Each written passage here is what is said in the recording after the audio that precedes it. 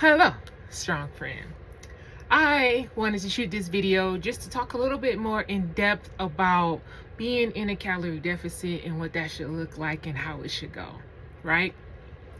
I do got my notes, so if you see me looking over, got my notes, got my outline, so I'll make sure I stay on task and I don't go on too many tangents. But first things first is I want to emphasize not being in your deficit forever. That's one.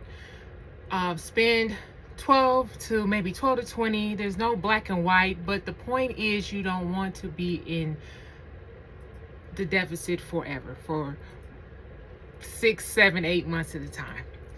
Spend chunks. You'll be spending chunks of time, especially if you have a lot of weight to lose. You won't lose all your weight at once. So think of, you see a lot of us coaches using the word phase. Think of your fat loss phase, your deficit or what have you, in different chunks, phases of time, right? Because you don't want to, again, emphasize, you don't want to be in a deficit forever and ever and ever, okay? That's one.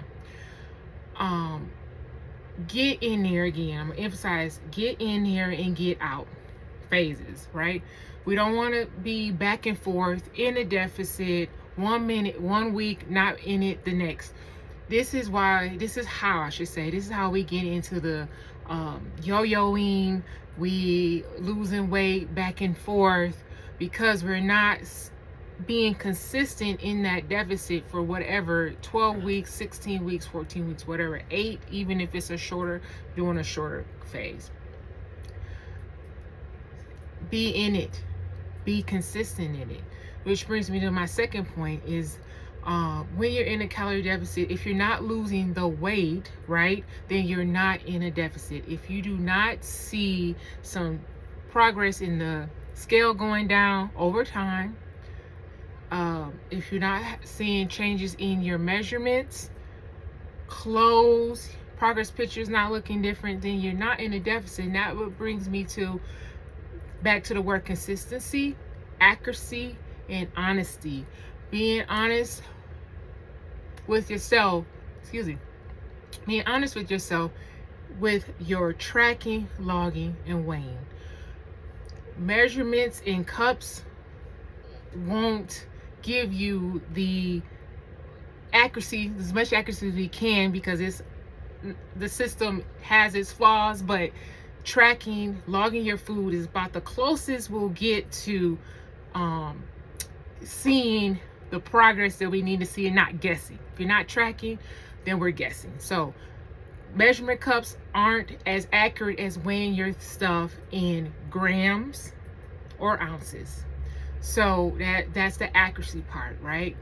And then if you've been on your plan for a long time, and that's relative, 6 weeks, 4 weeks, what have you, you haven't seen any downward progress in those markers of progress, not just the scale, but inches, measurements, photos, how you feel, how you look, clothes, all those things, then make sure your accuracy is correct and right with your tracking. Bites, licks, taste, alcohol, liquids, condiments, oils, all those things have to be accounted for, okay? Finding and putting the right entry into your tracking app, not using generic entries, okay? We want to make sure we are as on point as we can, because if you're saying you're not losing, something is missing. The deficit does work when we do it right? So I'm gonna remind you again: consistency, accuracy, honesty, not leaving anything for chance with that. In addition to your weighing, logging, tracking, make sure your non-exercise activity is on point, okay? Being inactive outside the gym was going to not give you the results that you want when you're in your fat loss phase, okay? Our exercise, it is amazing. Don't dismiss that. But it's not the contributor to your fat loss overall, losing weight, okay? It enhances and it helps, but it's only a small part of the equation of the total energy expenditure. Okay, so we got to move a little bit more outside of our training sessions. That means NEAT, non-exercise activity thermogenesis, and that's just sometimes it's the fidgeting, the movement, the unintentional things that we do, but we also lump steps in there and walking into that NEAT category. So aim for a good amount of steps throughout the day, at least 7 and above. It don't have to be astronomical amounts, but you want to at least be getting at a minimum 7K steps a day, okay, to help enhance your calorie deficit, and you're not just relying on reducing your food. So I don't know about you, but I want to eat enough food, a good amount of food, while losing. We don't want to be eating as little as possible when we're in our deficit. Okay, so that's the main points I wanted to make today. And if you have any questions, drop them in the comments. I'm already at the 6-minute mark, but I wanted to just emphasize the consistency, the accuracy, and honesty. We talked about movement, getting outside movement into your day, not just your workouts. Okay, don't rely just on your workouts. It's not enough to enhance the weight loss, fat loss phase. Okay,